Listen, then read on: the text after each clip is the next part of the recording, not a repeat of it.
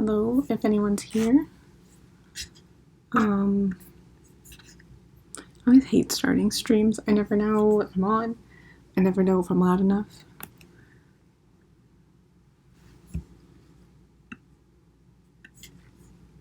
But I'm pretty sure I'm on.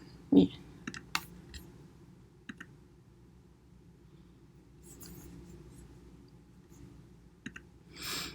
I have limited time because my charger decided to stop working for my laptop.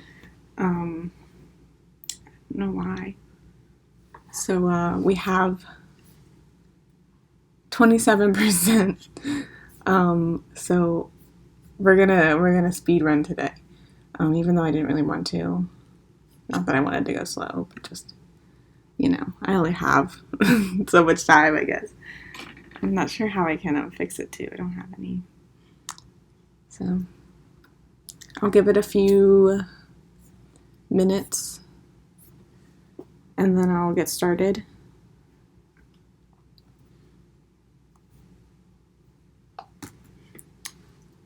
I'm going to try to fix my charger, but I don't think I can. Is it charging now? Nope.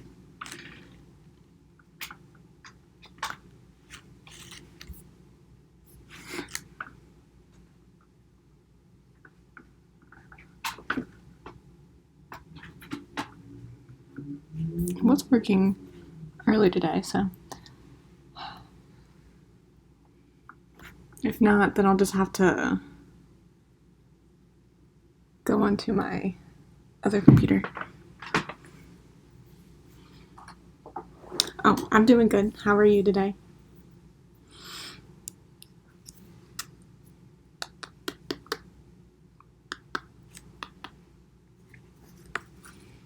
I really don't know how to fix this charger. Okay, I think it's charging secretly without telling me. Okay, well, alright, I'll give it a few more minutes. But yeah, it's been a while since I've done this. I think the last one I did was, when did I end classes? It was the second week of December. So that was like, I think it was like the 8th or the 9th that I did my last class. Hi. I'm trying to, yeah. You know, we had Christmas. It's a new year now. The United States has a new president. Pretty crazy.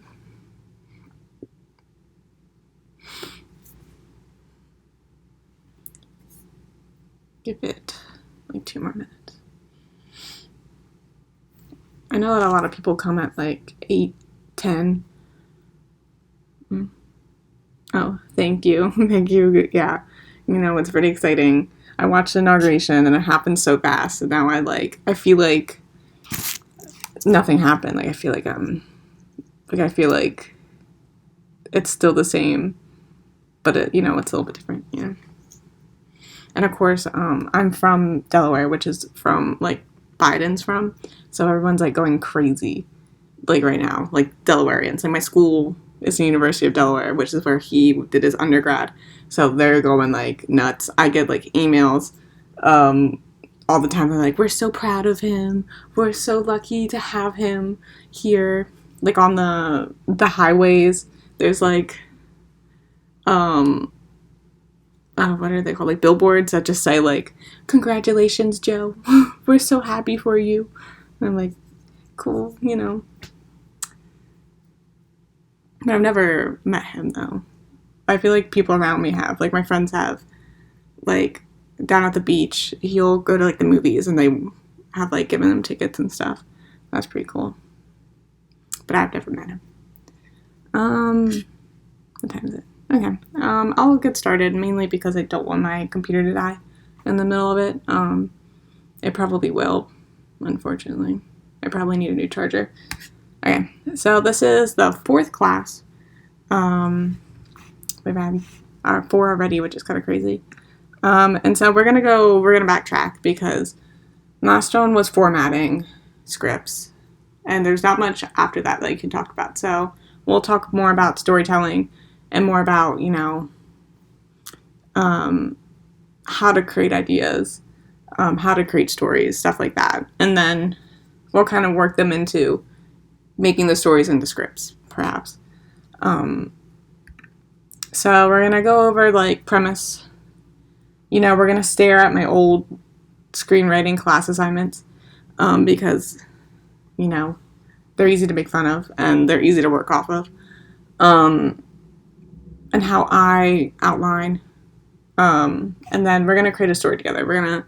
I think it'd be fun to workshop something together, or at least in front of you, to show you at least my process and other people, just seeing how it's done, and instead of just me telling you how it's done, I guess.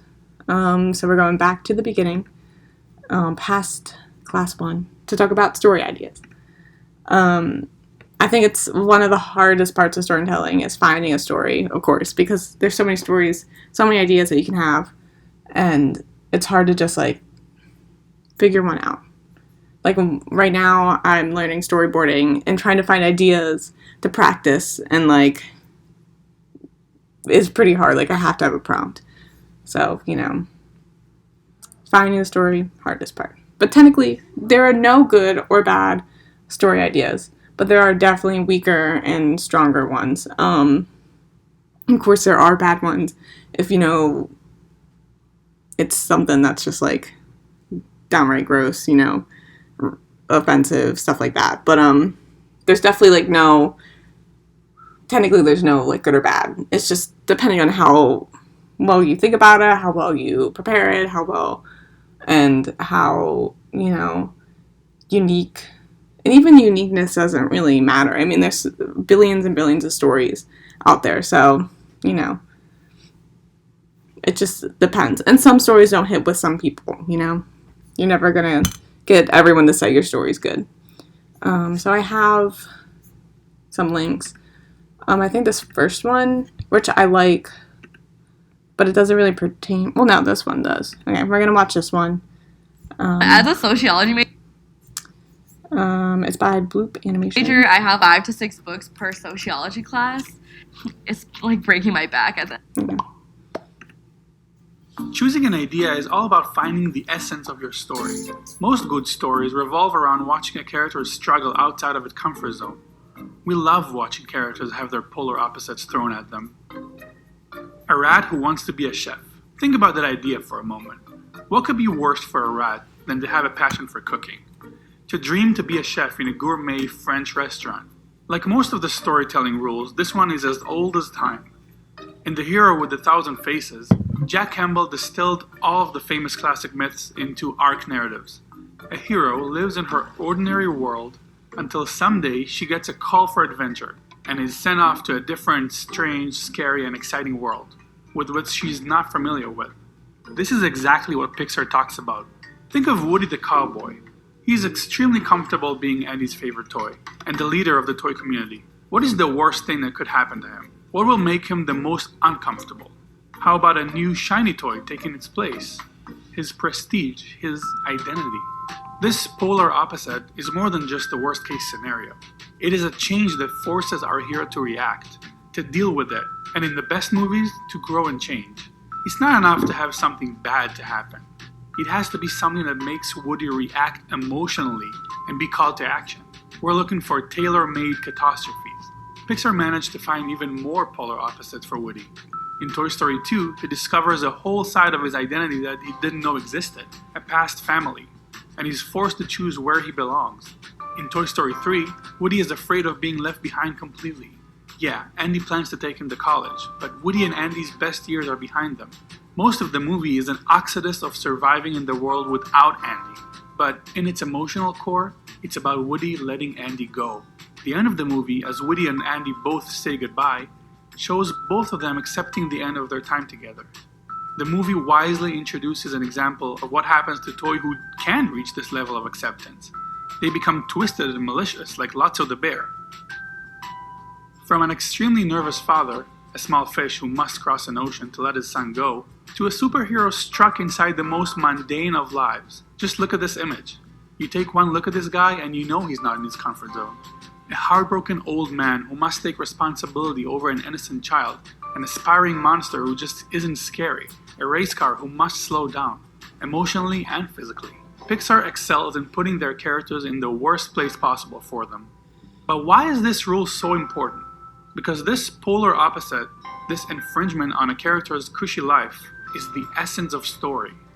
Let's get back to Remy, the rat who wants to be a chef. Once you have that premise, you immediately get layers of conflict. And conflict is the fuel of any story.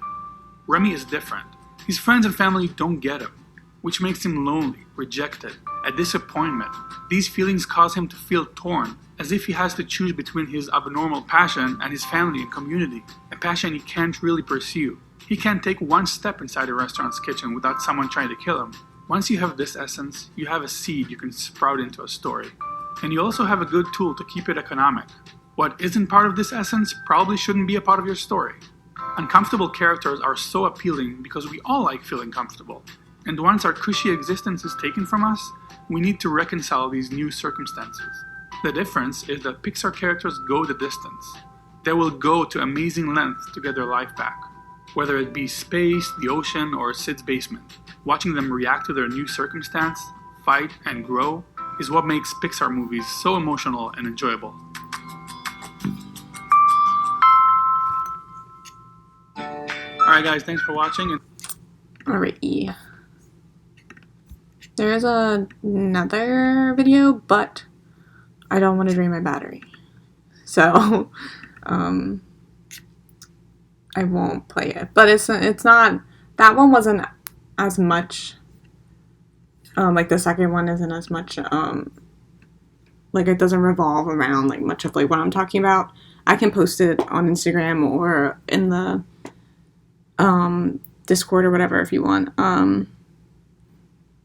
Ooh, I can try to do that. Here. It's not, so it's more about like how genre plays into like your ideas and stuff. Hopefully when I go on. Yeah, I'm gonna hear myself in a second. Or I'm gonna hear someone talk. I won't be the one who blew it. Here. And then I'll go into.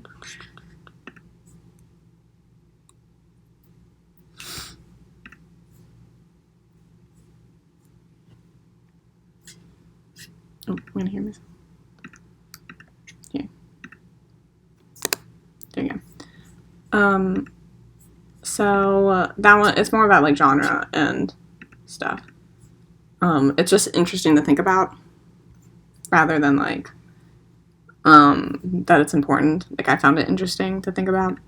But so the idea of story versus plot, they're technically the same thing. Think of like rectangle, square kind of thing. Like a rectangle, like a square is a rectangle. But you know, not the same way around. But so a story is more of the overall idea of what is going to happen. So it's more of who and what is involved, without, you know, any steps or conclusion. It's going to be the big conceptual idea. So, like, think of a TV show if you're going to, like, say you're describing your favorite TV show to someone, you're just going to give, like, 1 to 2 sentences about, like, what it overall is about, instead of, like, you know, telling every single, like, episode's plot. Like, you're going to be like, oh, my favorite show, I love... God, I gotta think about TV now. I love Big City Green because it's like, oh, it's about this this country family that goes to the city and it's really funny and you get to see them like try to fit in and, you know, fit into this new lifestyle. You don't learn anything about what happens in the show. Like every episode, you don't know how they fit in. It's just like you know that they have to. This is more what I'm going to call the premise. While the plot is more of like every step within the story that gets them to a conclusion. So if I talked about an episode plot, that would be, that's not the same thing as talking about the premise. So here's an example of a premise. So Bill and Ted is about two carefree, kind of dumb teens who are trying to get a passing grade in school by time traveling. The simplest form of that movie. I haven't seen it in a long time, but that's basically what it's about. But this does not tell you who they meet during their time traveling. The stakes involved, you don't understand why they need to get a passing grade. And the conflicts and obstacles that arrive, like, within the movie, that's not presented in there. So here's some more premises. So a pair of twins have to live with their weird great uncle for a summer. I would also add, like, in a weird, like, town. A family from the country moves to the city and has to adjust to a new lifestyle, which, big city greens. Siblings find the most powerful person in the world after 100 years of him being missing. There's an orphan girl grows up to become the best chess player in the world.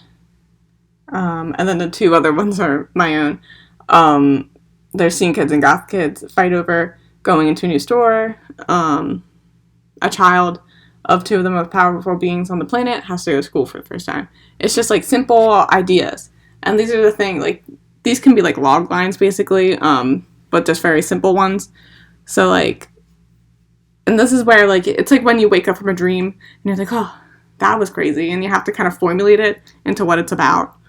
But sometimes it doesn't come out right, Like, sometimes it comes out like, oh, that made no sense, but sometimes they come out pretty well. And usually you want to formulate your ideas before you're going into writing it and outlining it into, like, a simple way. Sometimes it doesn't happen. Like, with the last one here, I didn't really have this kind of simple premise sentence in my head when I was, like, first writing it. I have a book that I was trying to write that I didn't have for, but that, like, I can't finish it because I don't know what it's really about, So you kind of want that simple premise. Here's some more that are basically, like, Pixar, and then I have two, like, rom-coms that I really like. But, like, Pixar's really good with finding a good premise, and they have been in the past. With, like, Ratatouille, like, a rat who wants to cook, crazy, but it works. Like, the monsters who, like, like, closet doors can lead to the monster world, and, like, monsters can travel to our world. Like, that's pretty, like, that's fun, that's, like, interesting, that's new, and, so it doesn't exactly tell you everything about the story, it's just more like a jumping off point. Yeah, and I think, well, I do think Pixar's doing pretty good now, and I'm not knocking down any of their new movies. I want to, like, say that I feel like they have put premise not to the back burner, but to the point of, like, they want the emotional impact first, so they'll think about something more emotionally, like they'll think of the theme first, and then be like, oh, well, how can we make that more interesting? Through, like, an interesting premise. So, like, I do feel like they could be, like, a little bit more, like I feel like their older movies work with a premise, and then they go, oh, well, how can we make this more emotional? How can we make this more relatable to people? So how do you create an interesting premise? There's no secret sauce. I don't got that. I have no secret sauce for you and how to create an interesting premise, but, every plot ever written basically follows the same structure and has similar plot beats, but what makes them interesting is their premise. So it's like, what main characters are involved, the goals and conflicts, the kind of world and setting, the genre, stuff like that. Because, like, think of, like, Avatar. That's always the one that, like, comes up whenever it's like, oh, but this is just like Pocahontas. How this is like every, this movie. And while, like, I'm not the biggest fan of Avatar, you gotta, like, give them some credit that their premise is, like, interesting. Like, even if their plot is, like, you know, oh, the natives, and we gotta love our land, and blah, blah, blah. Like, yeah, it's still, like, the premise of, like, this crazy world, and, like, hooking up to, like, your own little, you know, alien guy. That's pretty cool. Like, that's what got people into it. Besides, you know, like, the 3D aspect and all that. But, like, other than that, you know, like, it's pretty interesting. Like, there's so many hero stories out there, from, like, Harry Potter to, like, Avatar: The Last Airbender to, like, you know, every single superhero movie. Like, they all use a hero's journey, but what makes them interesting is that they have a different premise. They have different aspects about them and elements that make them different from each other and makes us want to keep watching them. So, how can we make them more interesting? So one is you want to learn and take from the world around you, or the world not around you. So, this means you want to learn about, like, things that you might not be into, and take classes that you're not, you know, like, oh, this seems kind of like, I don't know, I really like to draw. Should I take this course on history about dumplings? I don't know. Maybe that's something that will, like, that's gonna broaden your understanding of the world, and it might be really interesting. Like, I've taken classes in the past, like, I've taken, like, ecology, and I'm really interested in it. I've taken, like, what was it? It was, like, race and ethnicity in Greek and Rome, and it was really interesting, and it was interesting to, like, kind of understand, like, how the world was, like, their worldview, and then also, like, how it was built and the structure of their, like, the structure of, like, their civilizations and all that. So I can put that into my writing. I can put that into world building. So make sure you're not just, like, sticking to things that you like to watch or read or even listen, like, music to. Like I know that a lot of my writing is influenced by the, like, writing or, like, the music that I listen to. And so depending on, like, the mood and, like, stuff like that, like, it can help you really, like, expand your mindset, and then you can put that into your writing. And you want to also think about things that aren't close to your, like, center and yourself. Like, you don't want to just be writing about yourself and your interests. Like, that's why we have so many movies about, like, people, like, filmmakers, like the main guy will be like, oh, yeah, I used to be a director, or, oh, I used to, you know, I'm, like, a writer. Like, that's why we have so many, like, movies about that. Because filmmakers can't get out of their little, like, circles and minds and stuff like that. Which is, like, fine. We're going to have movies about those people. But, you know, I don't really necessarily want to watch a movie about someone that's like me. I want to watch a movie about someone that's not like me, you know? Alright, so next one would be specific.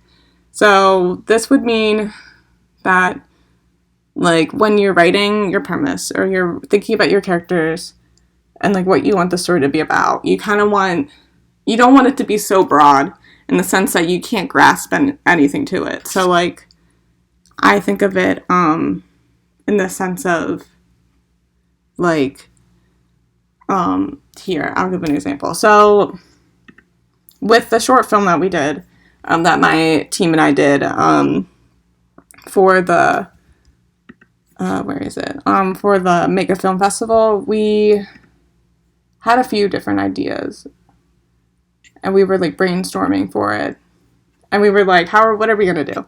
We have no idea. The idea of, like, obstacle was so broad, and so, like, yeah, I was like, oh god, like, obstacle, that's basically what, you know, that's just like a common story element. Like, there's always going to be an obstacle. So what kind of story am I going to do? And at first we were going to do something that's just like, I don't know. I was like, oh, we should do something where it's not just an obstacle in real life, but also in their minds or something like that. And so we didn't go like, I don't even know what our ideas were. I think it was like, I had the idea of like, oh, there could be someone trying to order coffee, but they have like a language barrier, and so the barrier becomes like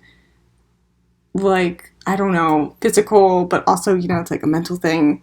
And at one point we also like thought about, oh, like a language barrier between like a mom and a daughter, and then like, but also like a bridge could like collapse. I don't know, but then one day I was like, oh, I really like seeing kids. I don't know. I was like, oh, I want to do something with seeing kids because they're crazy. Like, I just like the culture around them and how they look is so crazy and like so like exaggerated, and it's so much fun. So I was like, oh, and then I had the idea of mild subject. And you put here, I was like, oh, well, now we have to like, I want to do this knockoff Hot Topic so bad.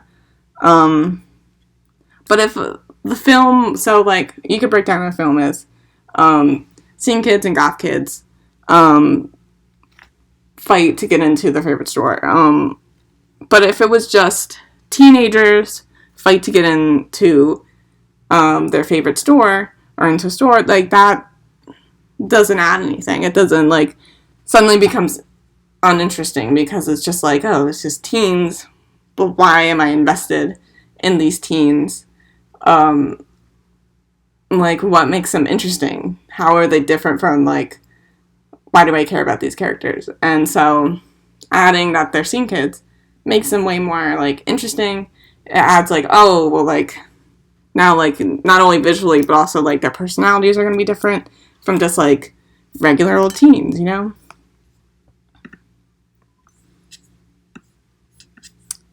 Alright, so be specific. Also think of, like, what's like a movie where it's like, I'm trying to think of one that would be like bad if it was just like simple and had like an element missing. Yeah, so premise and plot are two different things. I mean, your premise is basically going to drive your plot, but the plot is going to be more like the structure of everything, like the beginning, middle, and end, and like your stepping stones and your conflict and like, you know, all that. But the premise is just your initial idea and what drives everything.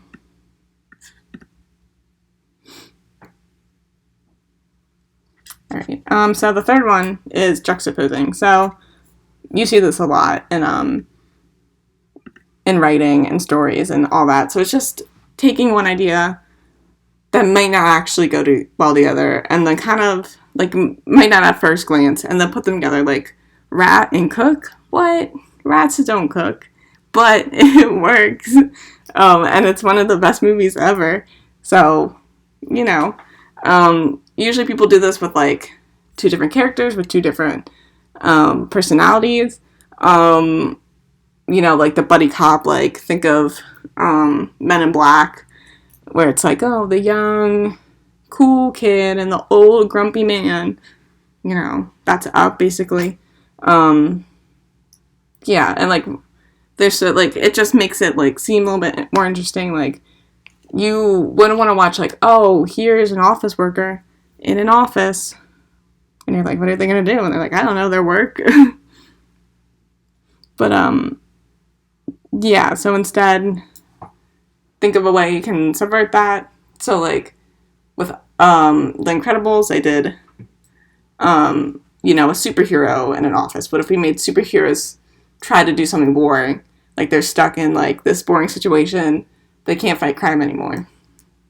That's interesting. Like, you want to know how they're gonna react and how they're gonna, you know,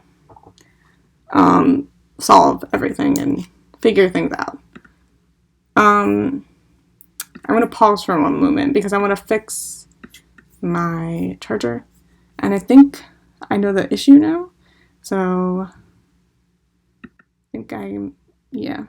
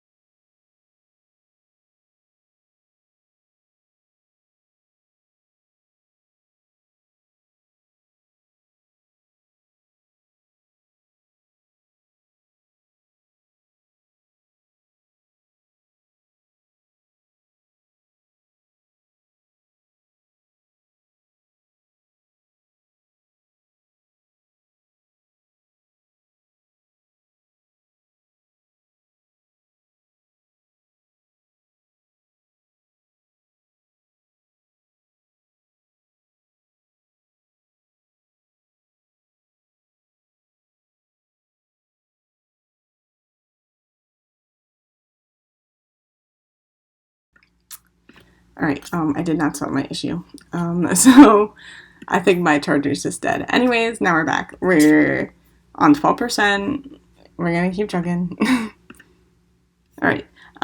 So once you get into more plot and structure and elements in the story, it's important, no matter how outlandish or niche your premise is, to be relatable. It's important to emotionally connect your audience to your story, even if it's something they know nothing about. They should still relate to the character, the struggles, or emotions, the setting, something, anything. I hate sports. Like like I've never done them. I don't know the concept of being on like a sports team besides outside of like a gym class. But I will watch a movie or a show on sports if the characters in the conflict have me invested enough. Like like Haikyuu, like that's a really good like sports. It's just about volleyball. I can't play volleyball. I don't know anything about it. But you're gonna keep watching because these characters are like interesting. How they present it is interesting, and they make it fun. Like that's how like no matter your premise, like even if it's like competitive glass blowing, or something like you should be able to like connect to it in some way. So how to make a premise into a plot. So at this point, I think I was planning on writing a premise together, but and I really wanted to workshop like and kind of show you the process, but I don't think I'll have time with my computer dying and my charger not working. So we're gonna have to put that on the back burner. Maybe if I still have enough percentage, we can do it at the end or something after I talk.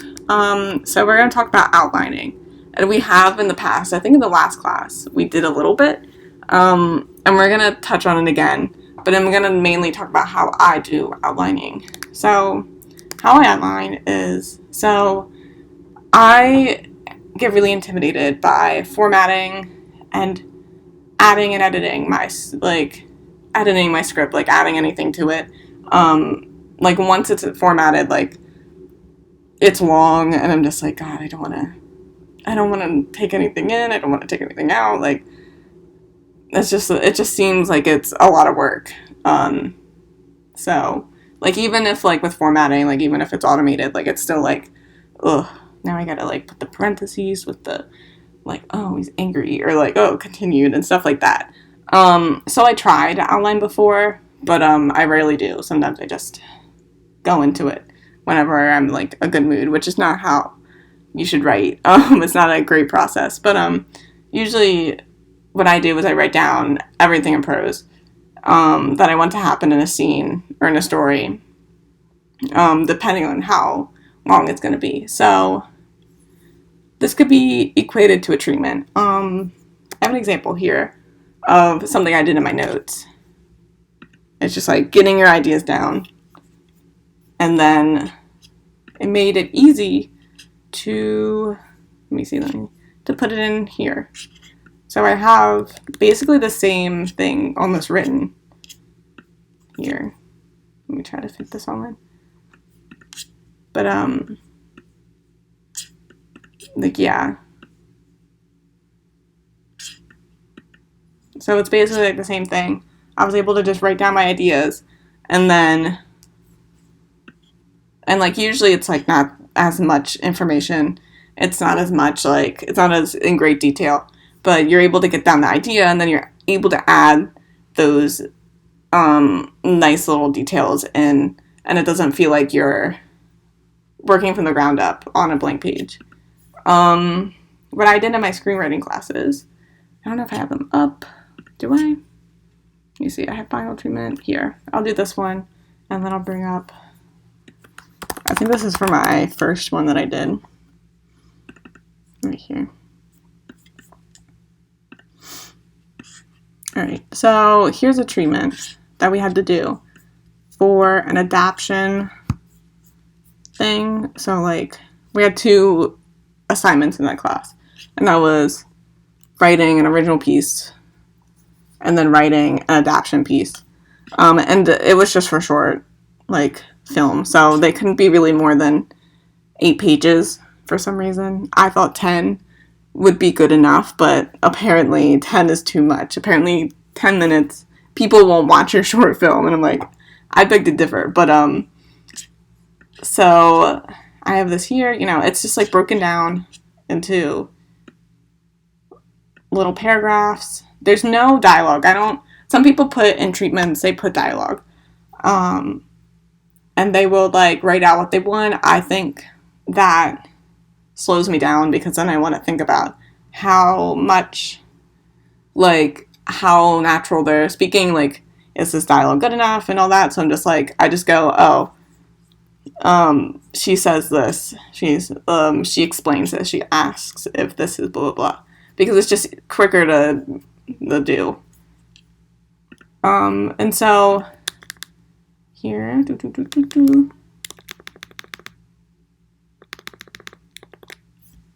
I'm on 10%. So here we are. So it's basically the same thing. There's obviously things added. With this one, because I literally just like ripped it off of like the Snot Girl first issues, like the dialogue isn't really important because I literally just ripped that out of it because it's already really good. So I just went, I'll just take it. I'm not claiming it as my own. And all the visuals are too, but it's more like, so see, we have Naughty Person is in a coffee shop, seated at a table. She has just been recognized by 2 girls, and blah, blah, blah. She gloats about her fashion blog. We can see here that she does that. So we have the 2 high school girls, and then she gloats about it. Bam. And it's really like, it's just easy to kind of look at. When I was in high school and I would write scripts, I would write them down in just like sentences at a time. I think I have an example in here. So right here, like I would do just 1 line at a time because I usually never wrote like really, really long scripts. And so it'd just be like 1 scene, like a few pages. And so you would just do like quick actions and just like what you like, sketching out the idea of what you want. And then that helps you drive when like, and helps you like kind of gauge where you want to go when you're writing. I have more treatments. Let me look at the treatment. I have a lot of them. I took a class where all we did was write treatments. I have a counterpart. I'm trying to find the first one that we did in that class. This one? Yeah, so I wrote this like, it's such a bad script. And I'm not like that partial to like the idea. Like I kind of don't like it. It was like what, 2017, no, it was 2018 when I did this. And so it was like the height of like that like weird YouTuber vlogger culture where it's just like these really rich, obnoxious people were on the like internet making a bunch of money, and doing kind of like terrible things. And people were just like on YouTube doing like anything to make money to get views. And I think it was the same time that there was a couple who like some girlfriend shot his like her boyfriend because of 4 views or something. It was something crazy, and people were just like destroying like iPhones and just for like fun. And I was just like, okay, like it was kind of like a weird time to live in. I mean, it still happens. Like people are so crazy on YouTube, but it was just like something that I was like, I had nothing else to do. I was in college, just watching YouTube, watching people react to it, and so that's what my thing was basically about. And so in this class, it was called Idea Development, and so we wrote up our initial script. And I also did this for my screenwriting class because I just went, oh, I have an idea, I'll just pitch it 2 places and see what happens with it. So had this idea, we had the initial one, and we pitched it, and then people gave notes on it, and then we had to write a counterpart treatment, which I forget what this one was about. I think it was like you had to write it from a different perspective, I think, or like from a different like angle of the story or something. I'm not sure. Or no, or was this one that was after? So we wrote like a bunch of different ones. This one, oh no, that one's not mine. Let me see, I'm on 5%.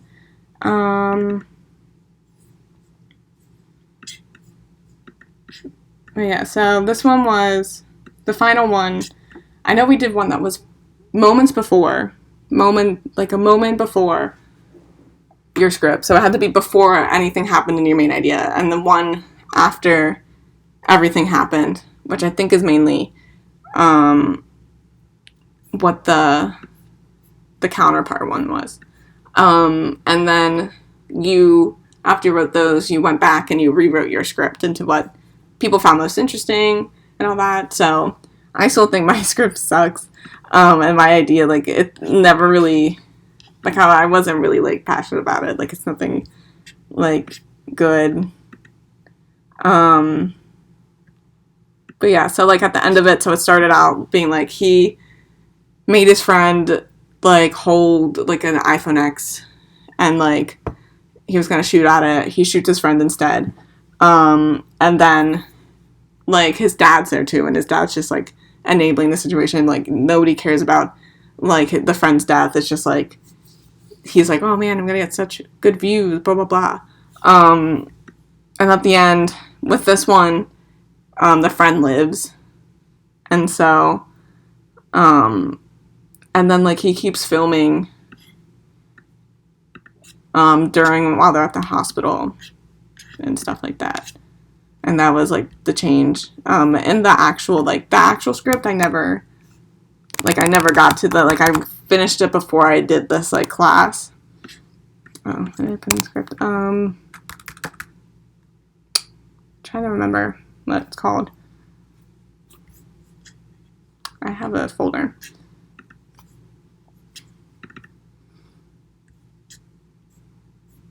I just called it Vlog 4. I called it Vlog 400 because it's supposed to be the 400th day of vlogging or something. But with this one's the second version, I think. Like, after I pitched it the first time in my class. And then they gave me notes, and then I redid it. This time the cameraman's in it. I didn't like this one either. This one isn't that great. But it was still fun to write. It was someone that, it wasn't someone that I could relate to, like, these characters. And, I think that's good to just practice writing outside of your own comfort zone and, like, figuring out other characters' voices and like their stories that you might not really follow or you might not really like, but you can still make it interesting. So yeah, I don't really have much. What else did I miss out here? I can really go through this really quick. They have 5% left.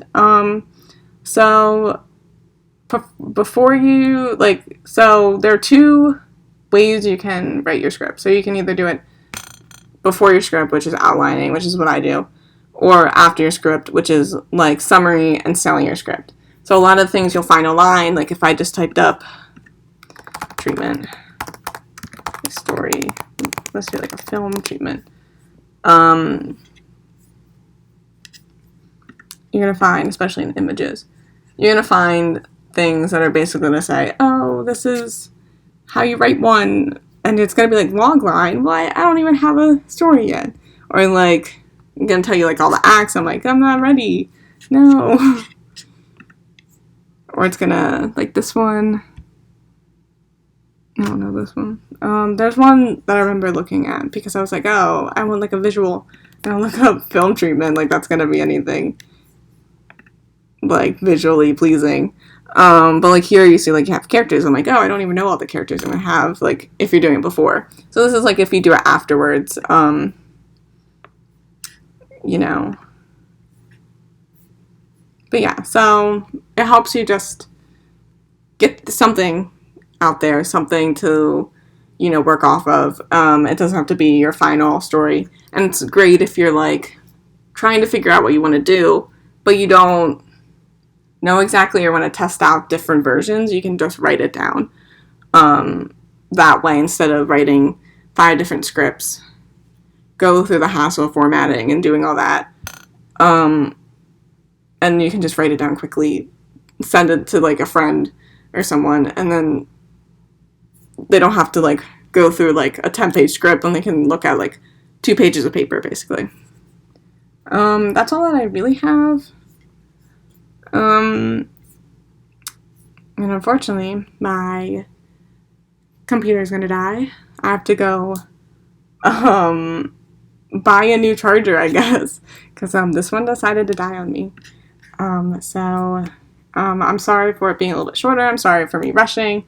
And I'm like, in the next class, I want to really like show the process of writing, and so I want to like workshop like an idea with you guys and show real time like a process of writing, and you know, make it less intimidating. Because writing isn't really that hard. It's hard, but it's not like, I think we make it harder for ourselves, you know. So that's it. That is class. If anyone has any questions, you can ask them now. Otherwise, I will be ending the stream. You're welcome. Thank you guys for coming also. Thank you. Yes, I will try to find a good charger. I always buy one off of like Amazon, and then it's like kind of cheap because the one from like Apple is like $80. I'm like, that's ridiculous. I'm not doing that. And of course, like I brought my desktop computer up here, but I have nothing on there, and I don't have a microphone or speakers. So everything's on my laptop. Everything important. So, I mean, I won't be like dead from the world. Like I'll still be able to work and do my homework, but unfortunately, everything important is not here. So, yeah.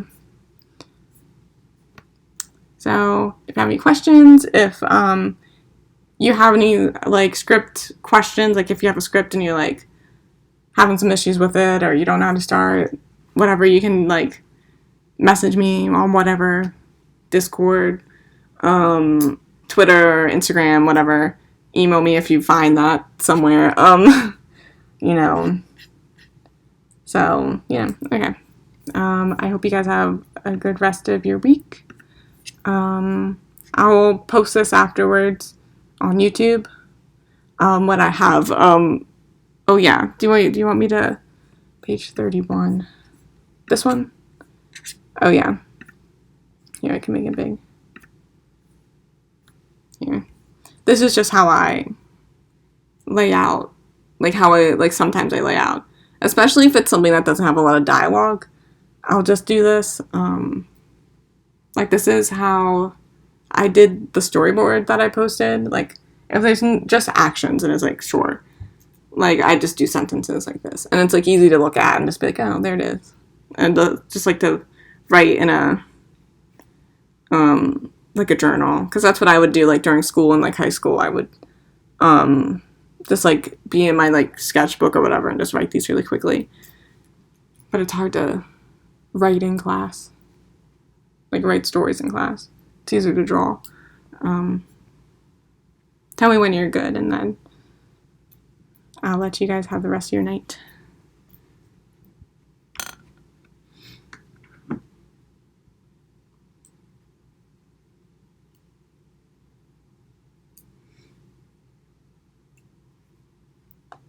Alrighty. Alright, so good night. I don't know what time it is for you guys. It's just about almost 9 o'clock here, so alright. Thank you guys for coming. And I think we're gonna have another one. I don't know. I have to see if that's gonna happen in 2 weeks. I have to see the timing on that. But yeah. Alright, bye.